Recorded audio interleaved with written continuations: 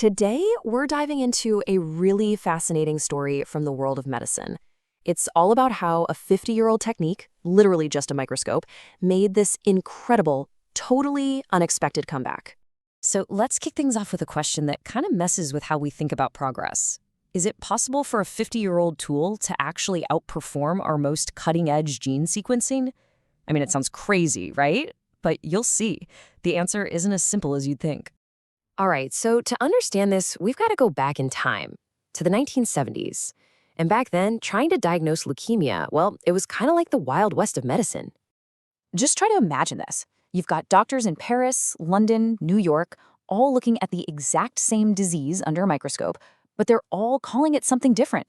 There was no common language, no gold standard, so how are you supposed to do research or run clinical trials? You couldn't even be sure patients were getting the right treatments. It was just organized chaos. So obviously, this whole mess created a huge problem that needed a solution fast. And that solution came from a really simple, but honestly a revolutionary idea. Hey, what if we all just agreed on what we're looking at? And that's exactly what happened. In 1974, 7 of the world's top experts from France, America, and Britain got together in Paris. Picture this. For 5 straight days, they're just huddled over 150 glass slides, arguing, debating, trying to build a consensus. 9 months later, they put their new criteria to the test in London, and it worked. So by 1976, they published what came to be known as the French-American-British, or FAB Classification, and it, no exaggeration, changed everything. Now, the genius of the FAB system was its simplicity. It was based entirely on morphology, which is just a fancy word for what the cancer cells look like. That's it. Using just a microscope and some simple stains, doctors could finally classify leukemia based on which normal, healthy cells the cancerous ones seemed to be mimicking.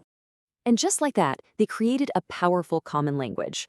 All of a sudden, you had these 8 distinct subtypes of acute myeloid leukemia, or AML, labeled M0 through M7.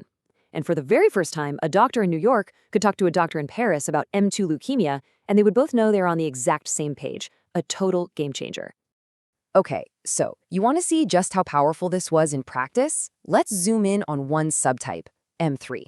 Because M3 wasn't just some classification, it was basically an emergency alarm bell. This is where it gets really amazing. When a pathologist looked through the microscope and saw cells with a very specific feature, these bundles of rod-like structures, they knew 2 things immediately. Now, there's a historical name for these cells that is, really unfortunate and archaic today. But the visual clue itself was absolutely critical. First, it meant the patient was in imminent danger from a massive bleeding crisis. But second, and this is just incredible, it meant this exact subtype of leukemia was uniquely sensitive to a specific drug called ATRA. Think about that. The visual diagnosis pointed directly to the life-saving treatment. But you know how it goes. Technology never stands still. And as the years went by, the idea of just, looking at cells through a microscope started to feel a little quaint, a little old-fashioned. Which, of course, brings us to the next chapter in this story. So fast forward to the late 90s, the World Health Organization rolls out a brand new system. And this one promised to go so much deeper than just appearances. This new way of doing things wasn't about what the cells looked like. It was about analyzing their genetic code, hunting for specific mutations and problems with the chromosomes. I mean, this was a huge shift in thinking. The old FAB system was all about description. What are we seeing right now? The new WHO system was all about prediction. What do the genes tell us is going to happen? It was seen as way more objective, way more scientific. It even lowered the bar for an AML diagnosis from 30% cancerous cells down to 20%. And, well, with this shiny new genetic tech on the scene, the old FAB system got pretty much tossed aside. It was like, why bother looking at shadows on the wall when you can read the building's blueprint? A whole new generation of pathologists wasn't even trained to use it anymore.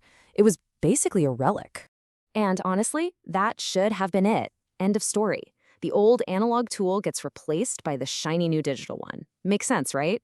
Except a revolutionary new drug was about to hit the scene and change everything. Yeah, this is where the story takes a real twist.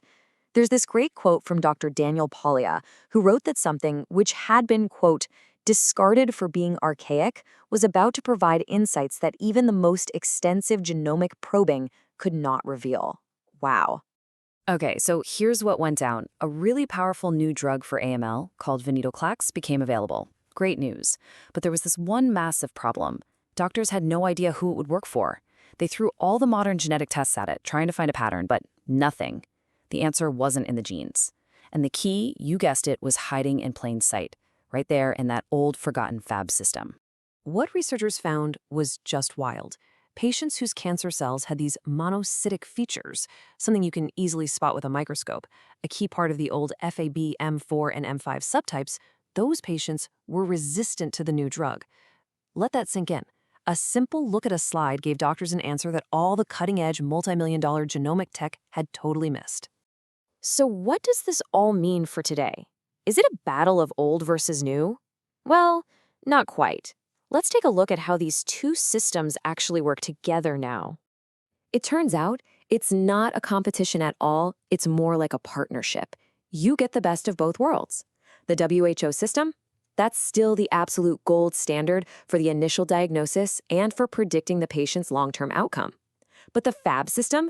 It's found this new lease on life, this critical role in predicting who will respond to these new targeted drugs. And, let's not forget, it's still a powerhouse tool in places around the world that don't have access to expensive genetic testing. I think the big takeaway here is that scientific progress isn't always this straight line where new stuff just erases the old stuff. Sometimes the biggest breakthroughs come from finding a totally new purpose for the wisdom we already had. It really brings home that central idea, doesn't it? In a field like AML that moves at lightning speed, the work those 7 doctors did 50 years ago is suddenly at the cutting edge again. It just goes to show you, sometimes everything old really is new again. And so that kind of leaves us with one final big question to think about. What other old knowledge is out there that we've maybe dismissed as outdated?